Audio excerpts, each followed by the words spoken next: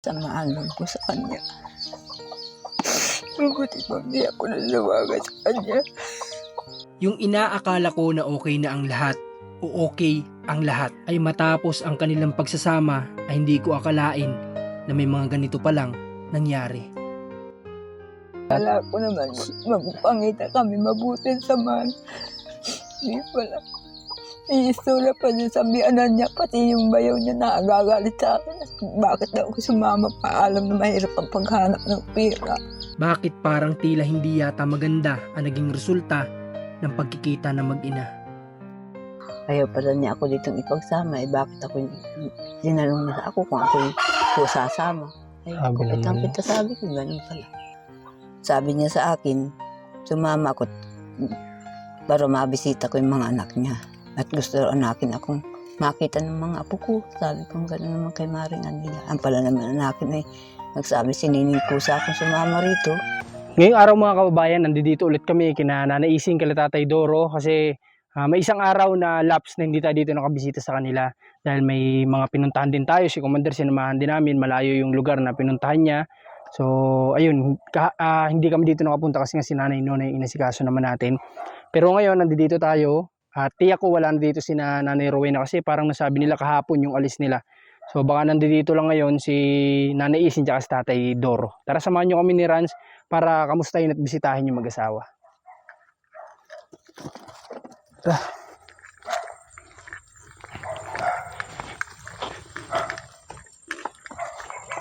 Konting araw na lang yung panahon na makakasama natin yung mag-asawa dito.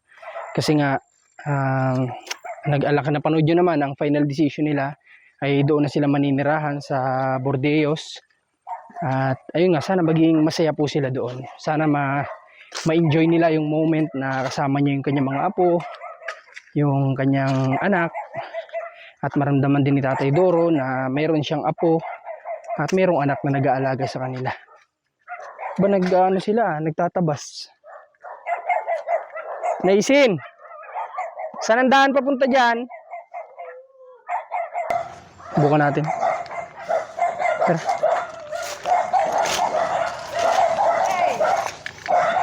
Nay, may daan dito? Meron. Anong ginagawa mo? Ha?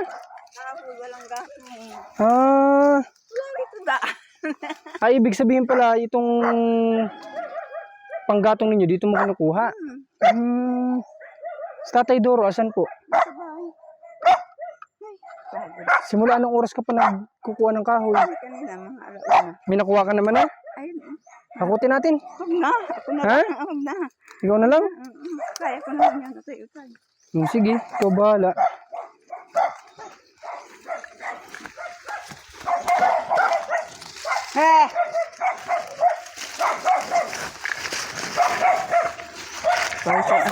Kamusta si Nanay Rowena? Kailan sila umalis? Kahapon din ba? Kahapon? Pagkatulong ng isang gabi. Kamusta ang pakiramdam ni Tatay Doro? Ayun nga Ha? yung kanyang kagat ng hayop ang... May dala ko sa inyo. At lagi ni Tatay Doro kasi pinoproblema yung kanya daw. Tinapay, layo-layo ng binibilhan. Dinala ko na sila ng biskuit dito tsaka mga groceries ulit. Para may pang-alalay hanggat nandito po sila sa bayan ng Kapalongga pa rin. Ang daming nagsabi dun sa vlog natin nung nakaraan si Tatay Doro ang totoong dog lover, sabi. Hey! Kasi nas naisip. Gandang hapon po. Ay! Pagod. Pagod na, Nay? Ano pa? At least na-exercise ka. Dali mo rito ang bangko mo. Nagtanghalian na po kayo? Oo. Ulam baga namin yung dalang ka. Anong sabi ni Nanay Rowena pag alis niya? Wala. Wala naman. Yun lang. Sabi ni Sani, sila na lang mabisita rito. Ha? At tiglakas na. Hindi na pwede akong pumunta doon sa kanila. Okay, kamustahin ko muna kayo. Nanay, kamusta kayo? Ganito. Okay naman? Okay naman. O nga pala. Kay anong oras umalis sila Nanay Rowena kahapon? Umaga. Umagang umaga? Pagkakapi. sa ulit pa lang muna sila nagpunta. Doon sila Nagpunta na. mapalitas ng lakas ng Bakit ganyan yung boses mo, tay? Napapos. Bakit? paano? Ha? Nagkanta ka yata. Dala ng pepsiin na malamig. Ay, bakit nag-inom ka kasi ng malamig? Hindi pa dinilaan ako. Kumusta naman yung 2 araw na ba kayo magkasama ni Nanay Isin? 2 araw na? Oo. Kumusta naman? Masaya ka naman? O siyempre, narito siya. Maganda tayo, kami rin masaya din. Si Nanay Isin, masaya ka ba nandito ka ulit? Gusto ko talagang uuwi na talaga ako noon. Nag-isang linggo na ako noon, naiinip na ako maigi. Ay, ganun. Iuwi ko na. Hanggang nagkakaiyak na ako at ayaw ko nga magtagal doon niya. Magulo yung mag-aanak, pero may maingay. Yeah. Ay, ganun. Paano maingay? Nagtatalo. Nagtatalo sila mag-iina. Gawa ng inuutosan ng kung ano-anong yung pagtabo, pangangahoy, hindi nangangahoy. Mga anak, layas ng laya. Yung isang hindi naglalayas, ang kukupo sa bundok. Nagagalit yung ina. Bakit daw ako ang inaasahan pagtabo? Nagagalit yung magulang. Ay, parang sinasamantala na nandun ka? Ikaw ang nagtatabo? Ako ang nagtatabo doon. Ay, grabe Bihira naman. naman tumabo si Ninit. Pagdating, pagod naman. Ay, yung pong kanyang mga anak. Ay, Leas, yung binatid saka yung binata na isa si Kambal, Leas. Pero may nag-video call doon sa bundok. Ay, ganun. Ay, naku, iba pala yung nangyari sa iyo doon. Kala ko naman nandun ka lang sa bahay. Nandun nga sa bahay, kaya lang Hindi, ibig sabihin ko yung naggagawa ka lang, nagluluto. hindi, bihira naman akong sumaing. Pero malapit lang naman yata yung tinatabuan mo. Ay, sa ganyan, unahan na yung bahay na yan. Okay. Tabuan. So, yun. Ano po ba ang tuloy ba ang inyong desisyon? Hindi akong tumira doon. Bakit po? Bakit nagbago ang desisyon nyo? Ay, akong tumira doon. Taas doon ang bundok noon. Darating ka doon 12:00 na. Mahabang ahon ng daw yun. Kaya ayaw ko tumira doon. Sino po ba ba't nasa bundok? Akala ko wala sila sa bundok. Yung bahay nila. Yung bahay nila, nasa Pakatinan po. Yung nakitirik lang sila doon sa may-ari ng lupa. Ay, ang kanilang sarili, nasa bundok. Eh kung doon ba kayo titira? Saan daw kayo titira dapat? Ay, doon nga sa bundok. Bakit sa bundok? Akala ko Ay, doon sa bahay nila. Ay, hindi ko naman kaya magparalaga ng bata. Hirap ako. Busira yung batang dala dito kahapon. Isang araw, busira maigi. Iyakin. Kaya, Tsaka may edad na kayo. may dal na pati ako, baka mabitawan ko. Kung minsan ay, nariripa rin ako, nakaadyo na doon sa tinabaw nila. Ano po ito, nanay? Napag-usapan ninyo ito ni Tatay Doro? Napag-usapan niyo na yan? Oo nga, kahapon, pag alis nila. O anong plano mo, Tatay Doro? Anong sasabi mo? Dito rin kami dati. Hindi na kami Magbalik titira. sa dati. Dito na lang talaga kayo? O kung sakali mayroong mapagpilian na kan, umalis kami rito. Gusto namin Dito Hindi lang. sa galawan. Hindi baling. yan, binatbagan yung ano ko, ayan, pilay. Bakit ba gusto niyo umalis dito? Kasi Pero hindi naman kayo pinapaalis na may-ari ng lupa. hindi naman, kaya lang magulo kami. Pero kung sakali ba, meron kayong pagtitirikan ng bahay nyo? Sana nga gusto ko makapunta ng Sabang at makiusap ako kay Ate Sina na makikitirik doon sa bahay nila. Sino pong sina yun? Na pwede ba? Ano pinili? May lupa sila sa Sabang? May lupa sila rito. Sa unahan. O sa kabilang tulay? Dito lang, sa may karapit na ito. Dito na may bahay din na Emily ang pangalan. Sa unahan niya, lupa nila. Kaano-ano nyo po yun? Kamag-anak ko. Malapit na kamag-anak o malayo? Malapit na kamag-anak ko yun. Si Ate Sina. Okay, ano ba ang nasabi sa inyo ni Nanay Rowena at saka ng kanyang asawa bago umalis? Si Sunny, ang sabi sa akin, huwag na niya kayo nanay tumira sa amin at may hirapan kayo pag-ahon. Hindi kayo pwede magkaingin. Ay sa bahay naman yan. Wala naman niya kayong gagawin doon. Kaya lang anya, wala kayong trabaho, wala kayong pagkukunan. Bakit parang yata, parang nangyari Nanay ay nabaligtad? Bakit nung una gustong-gusto nila, bakit nabaligtad yung desisyon? Ay sabi niya sa akin, tiglakas na pati. Ay pag piyaw Hindi kasi nakita ko sa kanila nung una Nanay, porsigido sila na doon kayo ay. Bakit nabaligtad bago umalis? Sabi niya sa akin ni Sunny, tinanong ako kung gusto ko doon sa kanila. Ay sabi ko, kayo na lang anak ko magbisita rito. Hindi ko kaya magtira doon. Dahil sabi ko, malayo sa pagpipiot na. Pero nasabi ni Kuya Sunny na dito ka na lang at malayo ang iyong titira. Ay, ang gusto naman ni Nini, ay kami kunin. Sabi naman sa ani, wag na tiglakas. Hindi na pwede sila nanay magtawid-tawid pag pipi out. Kaya dito na lang sila nanay. Ibig sabihin, si Sila na lang daw Nanay ang Rowena bibisita. gusto talaga doon kayo. Oo, sila na lang ang bibisita dito, sabi ni Sani sa akin. Hindi man sila nag-usap na gano'n ang decision ang nagsabi lang si Sani. Si Rowena hindi man nag-alam sa sinabi ni Sani. Yung pagkuha ng kaunting bigas ng ganyan, dun sa sakong galing sa iyo, ganyan karaming natira, ay kinuha namin. Ako na lang niya nanay magdadala, sasamahan kita. Ay nag-usap kami magbiyanan. Nanay, wag na kayong tumira sa amin. At pag piyot ninyo, pag tawid-tawid ng dagat, baka tayo kumataan ni Papa. Mabutian niya ako at marunong lumangay. Ikaw. Hindi mo Inaalala kaya. lang din kayo. Ano? Okay, so yung mga kababayan, nabago pala ang desisyon ng mag-asawa na ito na si Nanay Rowena at si Tatay Doro na hindi na daw sila doon titira at dito na lang sa Kapalonga.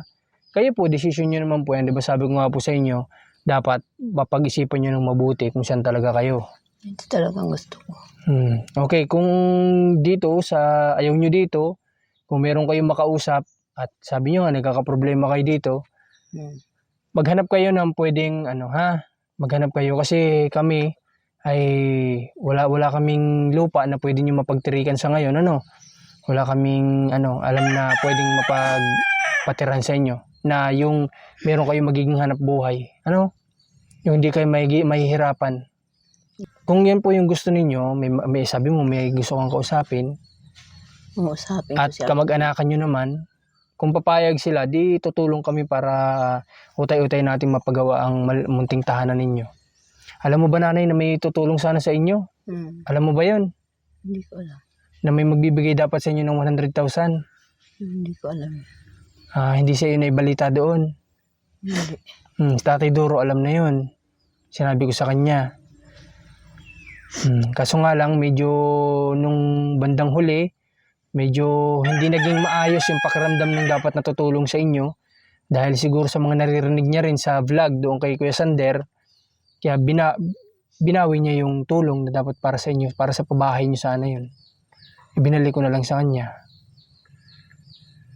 Diyan na lang kami titira. Mahanap lang akong titirikan. Makiusap ako kay Ate Sina. Yung ngayon, nanay, kami sa abot na makakaya namin, subukan namin, tutulong kami sa inyo makapagpagawa kayo ng kahit na maliit na tahanan. Nanay, gano'n na lang. Sige, basta sabihan mo ako kapag nakausap mo ang kamag-anakan ninyo. Kasi hindi naman pwedeng ako makapag-usap sa kanya at di ko naman siya kamag-anak. Kayo ang mas magkakaintindihan kasi magkamag-anak kayo. Nakiusap ako, uuwi ako bukas. Mayroon na nakakuha sa amin, ayaw ito. Sinong kumukuha sa inyo? Si Atelina ng Basig. Sa kwan naman, yung kumba naman yun. Saan yun? Sa may bayan. May bayan na. O, kinukuha kayo. Oo. Doon na kayo titira sa kanila. Oo. Ay, ayaw ko rin naman. Bakit ayaw nyo? Among namin yun na dati. Ayaw Dahil- namin dati yun. ano bang kondisyon? Kasi habang buhay daw kami tumira doon. Bakit ayaw nyo? Ayaw yan. Malayong iiwan. Ha? Malayo ang? Malayo din ang tabuan doon. Kaya ayaw. Malayo. Alin ba mas malayo? Ito o yung nandun? Ay, mas lalong malayo yun. Malayo ang tubigan nandun sa kay Malayo. Ate. Di ba sabi nyo nasa bayan? May dyan sa bayan, may luti sila dyan. May bahay sila dyan, may luti sila sarili. Doon sa titirikan namin ng bahay doon ang malayo. Ano bang sabi sa inyo? Magtiri kayo doon sa lupa nila o may bahay na sila na pwede nyo Wala tuluyan? na, magpagawa daw. Okay. Kaso nga lang, malayo. Malayo. Mas Kung malayo gusto sa ko naman tubig. magpagawa ng tubig, doon gagawin tubig kung gusto ko magpagawa ng tubig. Diyan ang nyanini, maroon dyan bukal dyan na sa pantay kung gusto mo niya magpagawa ng bubon. Sabi sa akin, hukay. Mabait pa tayo mayari na yun. Naging amang namin. Base yung gis mo. Subukan nyo kausapin ulit, Nay. Malay nyo Ate naman, Lina? Ate Lina? kayo pong bahala kung saan yung tingin yung komportable kayo.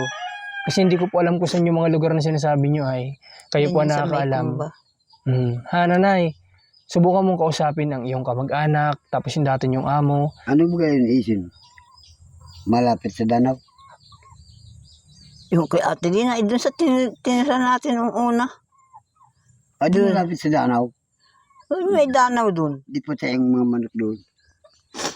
May danaw doon. Iniisip ni tatay yung mga alaga niya. Sige nanay, basta ito ba final decision nyo na ito? Baka magbago na naman kayo. Hindi na ako mabago. Kasi parang ako po yung nalilito sa inyo. Noong una, gustong-gusto nyo sa Bordeos. Talagang pinipush nyo na doon na talaga kayo. Pati si nanay. Gusto ako talaga ayaw doon. Ano ba talaga ang totoo sa pakaramdam ninyo? Baka nahiya lang kayo kay Nanay Rowena. Yung pakiramdam nyo, tatanungin ko. Gusto nyo sa Bordeos ba noon o ayaw nyo? Ayaw ko nun sa Burgos. Dito na lang ako talaga. Gawa ng mahirap ang pag... Nagkakasagutan pati sila daw mag-ina. Bakit naman nagkakasagutan pa kayo? Tagal nyo na nga hindi nagkasama. Sinisisi daw ito ko. Hindi man daw siya inakit, nagsama daw ito doon sa Bordeos. Hindi inaakit ikaw? Yun ang sabi dun sa mga biyanan. Narinig ko eh. Grabe naman yun. Hindi, sinabi niya sa biyanan niya na hindi ka naman inaakit pero sumama ka. Nagkaiyak ako pag sabi niya nagbalik na lang ako sa bahay niya. Doon na lang ako umiyak. Pag sabi ko gano'n. Sabi ko gano'n pala. Sabi ko si Nini. Ayaw pala niya ako ditong ipagsama. Bakit ako dinalong na ako kung ako sasama. Ay, Sabi kupit ang naman. kita. Sabi ko gano'n pala. Kukusa ako. Nasaktan ka, Nay. Kaya sabi ko hindi dito na lang kami. Sabi ko kay Sani. Sige niya nanay at kami na lang ang bibisita sa iyo. Sasama ko niya yung anak ko at ikaw ang gusto makita yung panganay niya yung nasa Maynila. Na ako ang nasaktan kay nanay nung marinig ko yung sinabi mo, nanay. Totoo yun? Yung kinaganda mo, totoo? Sabi sa akin, panutaan niya si nanay, sasama-sama pa si mama. Nagastusan niya ako malaki doon sa nagkautang pa niya ako sa anak ko. Sabi ko naman kay Ninis, kasalanan mo sabi mo naman anak sa akin. Sumama ako at makita ko yung mga apo ko. Yung sumama binigay niya sa natin akin na ako. ganyan. Binigay niya doon sa anak niya at walang panggasolina. Inulang sila sa gasolina. Nung pag-alis kahapon, binigay mo yung perang binigay ko kay Tatay Doro. Di ba't, bakit ganun? Parang nanay, lumalabas na ngayon yung mga nangyayari sa iyo doon. Yeah, sabi ko Akala ko kasi nanay, okay na okay ka doon. Pati nga yung balaya nagsabi mo, ay, kasalanan yung Mari ay Pati ikaw, sinisi ka rin. Sabi ko Mari, hindi ko kusan sumama. Ang sabi niya sa akin, sumama ako para mabisita ko yung mga anak niya. At gusto anakin akong makita ng mga apo ko. Sabi ko, gano'n naman kay Mari nila. Ang pala naman anakin ay nagsabi, sininig ko sa akong sumama rito. Hindi ka naman daw inakit. Sa linggo anakin, mapatin na lang anakin ako sa Banay. Anong tawag ng bayan na yun? Sa Lucina. Nung sinabi yun sa'yo, nakita niyang umiiyak ka, hindi? Hindi ako nagpakita sa kanila. Kaya sabi ko, ganun pala sabi ko ang anak ko. Sinisipa ako sa pagtira ko doon, pagpunta ko doon. Sabi ko nga, kung may pira ako, nakabalik na ako. Medyo naangat-angat sila kaya ganun magsalita. Hayaan nyo na po, nanay, tatay, dito na lang kayo, Dito na. Sa nalaman ko nung una kasi, base sa mga sinasabi nila sa akin, na okay kayo doon, na kayo ay maganda magiging kalagayan, magkakaroon kayo ng munting taniman, at wala na kayo ibang iintindihin, kayo ang aalagaan nila, pero base pala sa lumalabas ngayon, Bibigyan pa nga araw kami ng lupa, anin ko lupa, mayroon din ako sa store. Kung ganun yung nangyayari sa inyo doon at suppose possible pang pwedeng mangyari, wag na lang, dito na lang kayo nanay. Kala ko naman okay kayo. Dito na lang ako, ayoko doon. Kahit kasiraan namin ng mga Pasko, hindi naman kami nagpapatayin. Diyan lang isa. Doon ba nanay, yun lang naman ang pinagtalunan ninyo, wala naman ang iba? Walang iba yun. Sabi sa akin, ay kusa ko raw sa mga story doon sa biyanan. Nanay, mayroon pa ako sa iyo itatanong.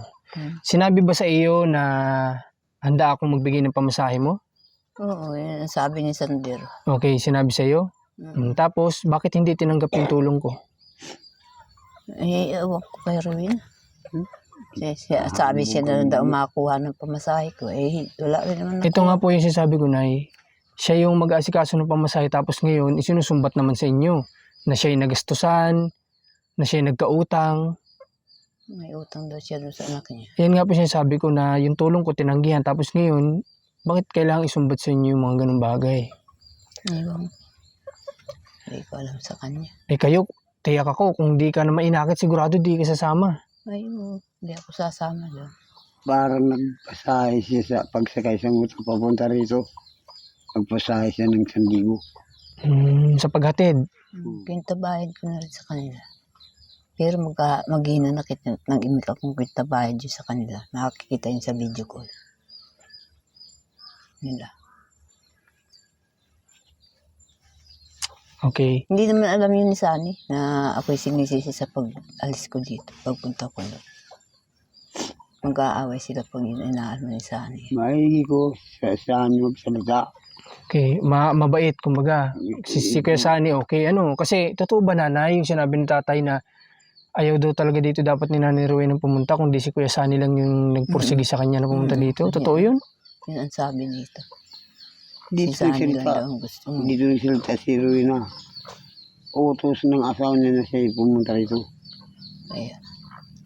Kung hindi raw ito, saan hindi mapunta. Grabe itong mga nalalaman ko mga kababayan dito kay Nanay Isin. Naawa ko kay Nanay Isin kasi bilang magulang. Tapos alam mo yun, yung tagal ninyo 28 taon. Mali ako nang naging voice over doon. 18 yung nasabi ko. 28 years silang hindi nagkita. Tapos ganun yung maririnig mo sa anak mo, di ba? Na mga ganung salita. Hindi ko alam kung may galit ba sa'yo. Ramdam mo ba? May galit si Nanay Rowena? Hindi ko. May tampo. Dahil iniwan mo siya. Ano bang tingin mo sa kanya? Ay, hindi ko naman siya iniwan. Ang sabi ko, ang usapan namin mag-ina, nung dalaga pa siya, hahabol siya sa akin. Susunod siya. Oo, susunod siya. Sabi ko naman, sasalubungin ko siya sa parada ng basa Kapalungga. Sabi kong gano'n. Ay, di naman siya nakauwit. Ayaw daw siya payagan sa niya. Nang maalaman ko, sinasaktan pala siya ng ama niya. Bakit di siya nakatakas? Marunong man siyang bumasa at grade 5 siya. Alam niya lugar na ito. Nakarating na siya. Karating na siya. Kaya sabi ko, ewan. Nakakaiyak lang ako ngayon pag naalala. Kulang lang sa atin sa loob. May ko Takot gusto. siguro. Tama nanay. Samaan lang ko sa kanya. Mabuti pa hindi ako nalawagan sa kanya. Mahal, gano'n naman. Makakuha kang kaiwal, iluong ka pala. Kaya mo nay. At Kala ko naman, magpangita kami mabuti sa man. Hindi pala. Iisula pa niya sa biyanan niya, pati yung bayaw niya nakagagalit sa akin. Bakit daw ako sumama pa? Alam na mahirap ang paghanap ng pira. Kundi si Sani, hindi ako nito mahatid. hindi dahil kay Kuya Sunny. Sabi ni Sani, hatid na lang kanya natin sa motor dahil malan niya ang bayad sa bus, sa barko. At barko ang sinakyan namin ay. Barko? Barko daw yun. Malaki. Okay. Bakal ang kwan. Tawa. Ano yung tatay? Bargis. Okay, sige. Bargis yun. Okay. Sige po nanay, huwag na kayong malungkot at ako yung nalungkot sa sa kwento ninyo. Hindi ko kasi akalain, akala ko okay ka dun. Tatay, si nanay nagsakay siya ng maliit na barko. Pagdating kasi ng Lucena, pupunta sila ng port, sasakay ng maliit na barko, tapos papuntahin dun sa akin, di ba nay? Kapag nagbas ka, sasakay ka ng barko. Ganun po tatay. Kapag naman ikaw ay magbabangka kagaya ng ginawa nila Nanay Isin, diretsuhan talaga yon. Pero sila Nanay Isin nung una na nagbas sila, kailangan nilang sumakay nung parang tinatawag na roro o maliit na barko. Okay. Baby barko. Okay, Nanay Isin, huwag ka na malungkot at alam ko masama lang yung loob mo, no? Sabi mo nga kapag naaalala mo sumasama lang yung loob mo. Hindi ko rin in-expect na ganun yung maririnig ko na sinabi sa'yo ni Nanay Rowena. Akala ko talaga yung pagtatagpo nyo, talagang nangingibabaw yung kasiyahan dahil nagkita na kayo. Yung kasiyahan dahil nakita ka na niya. Akala ko yun yung nangingibabaw sa pagkikita nyo. Hindi nasabi mo tuloy ngayon na sana hindi ka na lang nanawagan. Nagising nga ako. Kahit anak ko siya. Sinibigyan ko yun na pag ang anak na babae, pag nagkaasawa, na iba ang kumulada. Marami na kong napagmasdan yan. Maganda ang samahan. Awang po sabi ni Sunny, makakuan daw siya, maparito daw sila rito at mabisita sa akin pag dumating. Kung makuha yung malaking bangka sa umaling. Mga kabayan, hindi ko po inasahan ito. Na narinig ko kay Nanay Isin, kay Nanay Rowena kung sakaling mapanood nyo po ito. Alam ko hindi mo masisisi ang nanay mo kasi base po sa mga kwento niya, sa mga narinig niya sa'yo, na dapat nga nalaman mo ito para kahit pa paano nakahingi ka sana ng paumanhin sa nasabi mo sa nanay mo kasi nasaktan mo siya. Alam niyo kasi mga kabayan, ganito lang po yan kasimple. Ang buhay po ng isang anak ay hindi po yan tutungo sa pag-asenso kung pinapaiyak mo lalong-lalo na higit yung nanay mo. Kasi sabi nga, mahalin mo ang magulang mo higit yung ina. Kasi siya yung naghirap sa atin, na nagbuhos ng buhay para mailuwal tayo sa mundong ito. No? Mabigat sa buhay ang lalo na kapag pinapaiyak mo yung nanay mo. Okay, so Nanay Isin, ang magagawa na lang natin, kausapin nyo yung gusto mong kausapin, ha? At willing ako na tumulong sa inyo na magkaroon kayo ng munting tahanan, ha? Basta sure yun na dapat maging usap ninyo hanggat nabubuhay kayo ay doon kayo titira, ha, nanay? Kausapin tapos balitaan mo ako, ha? Kami, pag may bahay, hindi naman kami nag-interest na sarili ninyong lupang doon. Nagkikitirik lang sa bahay, sa lupa. Tsaka hindi nyo talaga masasarili yun kasi may papel yun na pinanghawakan yung may-ari. Okay, basta ganun na lang, ha, nanay? Okay po ba sa inyo? Okay. At basta titingnan ko, pag-iisipan ko po, ha? Pag-aaralan ko po yung pwedeng gawin namin sa inyo, no? Basta matitiyak ko Isin, doon tayo makakatirik ka, Ate Lina. Sino po yung Lina? Yun yung dati yung amo? Oo. O yung nasa Sabang yun? May bahay yung malapit sa simbahan, sa bayan. Oh, maganda, nasa bayan pala. Ang lupa nila, malayo sa bayan. Pwede kitang bigyan ng pangtinda-tinda mo ng isda kapag nasa bayan ka. Ay, Bakit hindi pwede, tay? Wala ka bang tiwala kay nanay? Ikaw ba, nanay, marunong ka magkwenta? Ay, hindi ka marunong. Pwede lang magbabuyan, manukan ka lang. Ay, hindi kayo pwede magbabuyan kapag nasa bayan na kayo lalo. malayo yun. Ang lupa yun. At saka kapag nasa bayan, hindi lalo kayo pwede magbabuyan kasi bawal yun. Maamo yun. Kung nandito, pwede. Magmanukan, babuyan. Pwede dito, wala magre-reklamo. Wala nga rito eh. Ito. Kaso nga lang, ayaw nyo talaga dito. Basta gano'n na lang, Nanay Isin, ha? Yun lang yung may tutulong ko sa inyo, ha? At tulungan mo din ako na magkaroon kayo ng pagtitirikan ng bahay. At ako naman ang bahala na mag-asikaso ng pangtirik ninyo ng bahay, ha? Okay, Nanay? Okay, sige po. At ngayon, itong grocery, pasok mo. O nga pala, pasensya na talaga sa nag-abot nung ilaw. May 2 ilaw pa sa bahay na dumating na gantong solar. Tapos, tumbler yun ni tatay. May tumbler doon si tatay. Bukas balik ulit ako, siguraduhin kung dala ko na yun. Para magamit nyo yung ilaw din. 2 ilaw pa yun, ha? Tapos tumbler inuman ng tubig. Hindi namin nakukuha ang pagpaninis niyan kahit maghapon ng bilad yan. Baka po may problema na yan. Yan yung may 2 pa naman sa bahay, Yung binigay mo sa amin na lagayan ng tubig, Hmm, baka sira ang gasket niyon. ang gasket. O doon sa gripo. Pwede po yun ayusin. Pwede Nagtutulog. naayos yun, ha? Okay. Pwedeng tingnan ni Rans ito. Pwede din itong gawing tubigan. Kapag naubos ang laman, Pasok na muna ito, Nanay. Grocery, may lutuin dyan, ha? Tapos yan, para malagi kayo may merienda. Tapos ito pala, sabong panlaba, ha? Pinabukod at hindi man pwede sa pagkain. Kaya mo? Marunong ko magsawang. Ay, hindi po ako, tatay, nagsusugal. Bakit, tatay? Ba't mo natanong? Bibigyan mo ako manok? Oo.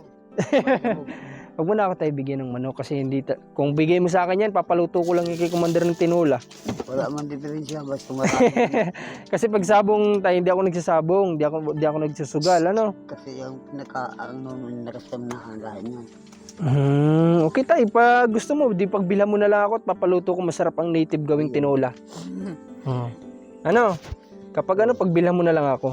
Huwag mo na sa akin ibigay. Ha? Okay, sige tatay. O, sige, basta nanay ha, sikasuhin mo yun, ha?